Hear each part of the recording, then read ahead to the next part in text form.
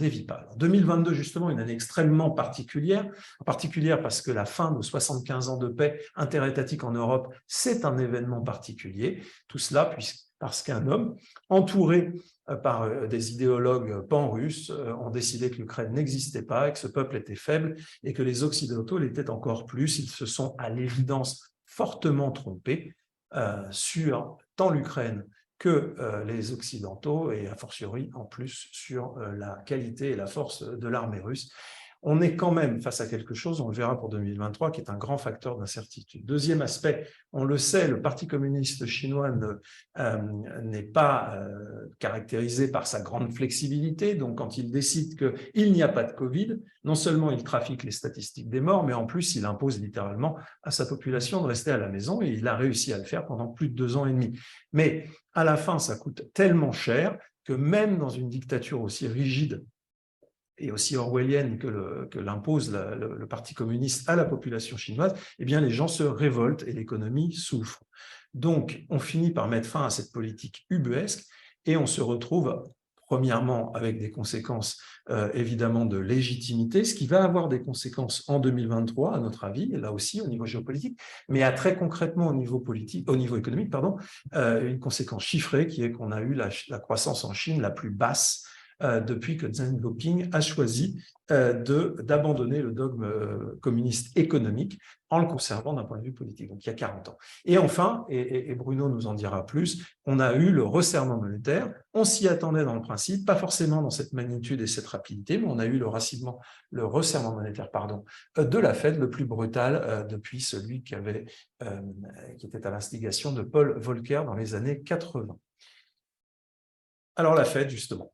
Merci Denis. Donc effectivement une année absolument exceptionnelle avec des conditions financières qui se sont incroyablement durcies et surtout à une très grande vitesse puisque alors même qu'on était sous le coup du choc de l'invasion de l'Ukraine par les troupes russes, le 26 février, 3 semaines plus tard, le 15 mars, Jérôme Powell et les gouverneurs de la Fed entament un cycle de resserrement qui va nous amener 425 points de base plus haut. Donc les taux Fed vont se durcir, vont progresser de 4,25 sur l'année. Et bien sûr, cette pression qui est mise sur la partie courte de la courbe entraîne le 10 ans très haut. Et ça, vous voyez, on a un effet d'aile de papillon entre l'indice S&P et le 10 ans qui est en jaune. C'est-à-dire que quand on se retrouve avec un concurrent qui s'appelle le gouvernement américain, qui propose de rémunérer l'épargne que les Américains veulent bien lui prêter, ou n'importe quel agent économique veut bien lui prêter dans le monde,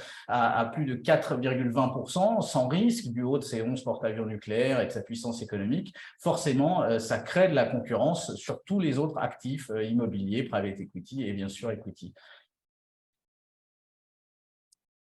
Donc, l'impact, c'est là-dessus qu'on va concentrer notre analyse sur 2022. Pour nous, c'est vraiment le point clé, en tout cas d'un point de vue économique. Et c'est vraiment ça qui a fait bouger les cours, que ce soit les cours des obligations, les cours des actions. Donc là, vous avez les obligations, c'est la pire année depuis 100 ans.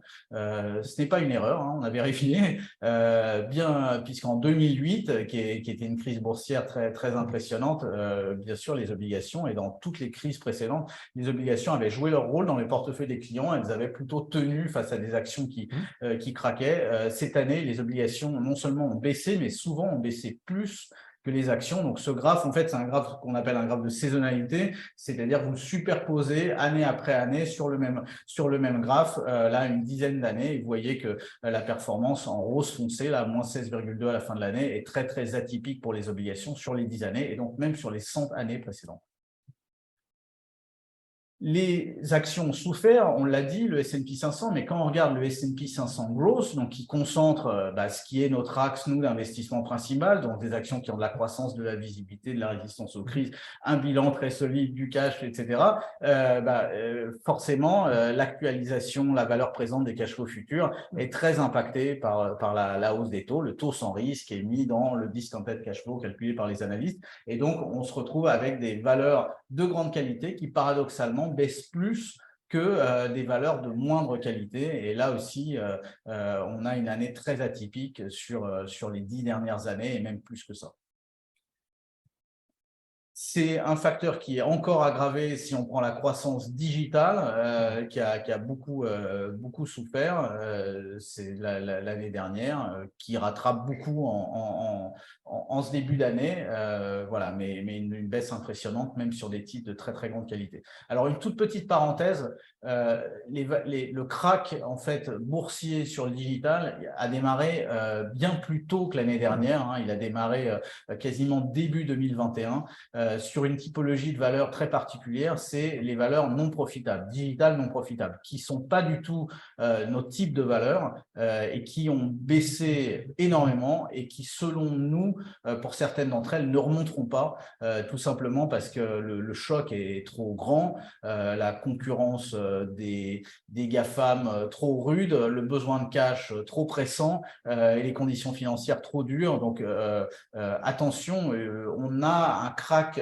qui n'a rien à envier au crack pour les plus anciens des années 2000 sur le digital. Et il faut bien faire la distinction entre les valeurs qui reviendront, sur lesquelles on n'a aucun doute, on va vous parler de quelques titres, et les valeurs qui, malheureusement, selon nous, ne retrouveront pas leur plus haut